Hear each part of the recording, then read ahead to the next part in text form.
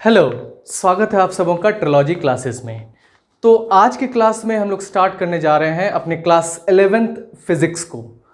तो आपको करना ये है कि हमारे चैनल ट्रिलॉजी क्लासेस को सब्सक्राइब कर लेना है, ठीक है। और जहाँ तक हो आप अपने दोस्तों के साथ भी इसको शेयर कर सकते हैं ताकि उनके पास भी ये इन्फॉर्मेशन पहुँच पाए।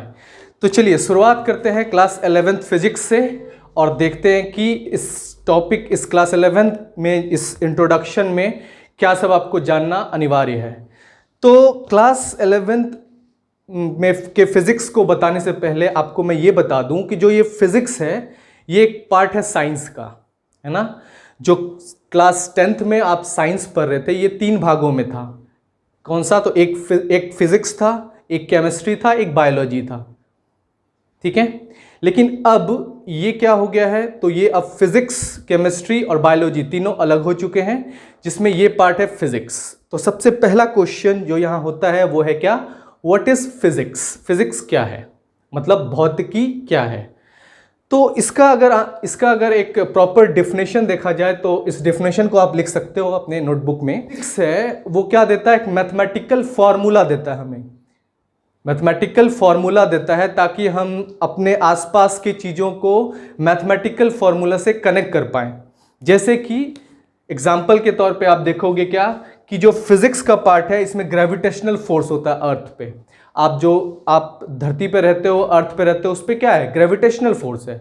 और उस फोर्स का वैल्यू कैसे दिया गया? F = mg, जो आप क्लास 9th में भी पढ़ा था आपने, है ना। जिसमें m क्या है? मास, जिसको द्रव्यमान कहते हैं, और g क्या है आपका? एक्सेलरेशन ड्यू टू ग्रेविटी, जो कि अर्थ का होता है, जिसका वैल्यू गिवन है कितना? 9.8 मीटर पर सेकेंड स्क्वायर, है ना। तो ये क्या होता है आपका? ग्रेविटेशनल फोर्स, मतलब गुरुत्वाकर्षण बल। उसी तरह से आप देखोगे कि जो फोर्स, जनरल फोर्स लगाते हो क्लास 9th में आपने पढ़ा था क्या? मास इनटू एक्सेलरेशन, मतलब जब मास में एक्सेलरेशन आ जाए तो आप क्या लगता है? फोर्स लगता है ना।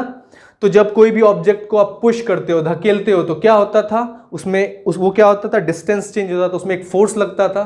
तो वो क्या होता था? मास था उसमें कुछ, और उसमें क्या लगा रहे हो आप? एक्सेलरेशन लगा रहे हो, मतलब त्वरण लगा रहे हो। तो इसलिए ये भी क्या एक मैथमेटिकल फॉर्मूला हो गया, F = m × a, जिसमें m मास है और a एक्सेलरेशन है। उसी तरह से आप देखोगे कि इलेक्ट्रिकल एनर्जी, मतलब इलेक्ट्रिसिटी का जो यूज करते हो अपने हाउस होल्ड, अपने घर में, ठीक है, वो क्या होता है? तो इलेक्ट्रिसिटी जो होता है वो होता है I = Q/T, मतलब चार्ज पर यूनिट टाइम, कि 1 सेकेंड में कितना अमाउंट ऑफ चार्ज फ्लो कर रहा है, उसी को हम लोग क्या कहते हैं? करंट कहते हैं, इलेक्ट्रिसिटी कहते हैं, है ना। तो ये भी इसका क्या है? एक मैथमेटिकल फॉर्मूला गिवन है। उसी तरह से आप जो है लाइट, जैसे कि मिरर में देखते हो, अपने आप को आईने में देखते हो, तो क्या आता है आपका? रिफ्लेक्शन आता है, ठीक है, जिसको कहते हैं हिंदी में क्या? प्रतिबिंब या परिवर्तन, ठीक है, परावर्तन। तो ये परावर्तन और प्रतिबिंब बनता है। इस चीज को कहाँ पढ़ा था आपने? लाइट चैप्टर में, प्रकाशीय चैप्टर में। तो प्रकाश का जो है एक दूसरा फेनोमिनन क्या होता है? तो होता है आपका रिफ्रैक्शन, जिसको कहते हैं क्या? अपवर्तन कहते हैं, ठीक है। और रिफ्रैक्शन, जैसे कि आपने कभी पानी में, वाटर में क्या डाला होगा?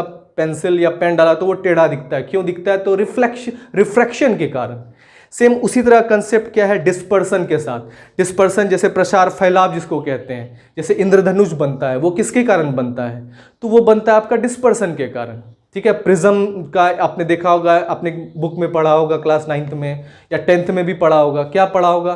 तो उसमें देखा होगा किस तरह से प्रिज्म रखते हैं, तो वो 7 डिफरेंट कलर में चेंज हो जाता है, जिसमें वायलेट, विबगोयर कहते हैं उसको, वायलेट, इंडिगो, है ना, ग्रीन, येलो, ऑरेंज, रेड, इस तरह से। तो ये सब क्या? यही सब क्या? आपके आसपास की चीज़ों का जो आप देखते हो, ऑब्जर्व करते हो, वो सब क्या है? सभी तो फिजिक्स है ना। सेम उसी तरह से आपने चुंबक देखा होगा, जिसको मैग्नेट कहते हैं। तो मैग्नेट का क्या होता है? आपने देखा होगा कि सेम एक कभी मैग्नेट को ले जाता है तो वो अट्रैक्ट करता है, कभी वो रिपेल करता है। तो वो कौन सा फोर्स था? तो वो मैग्नेटिक फोर्स है, काम करता है उसके बीच। तो वो क्या? मैग्नेटिज्म, चुंबकीय के चैप्टर सब में पढ़ोगे।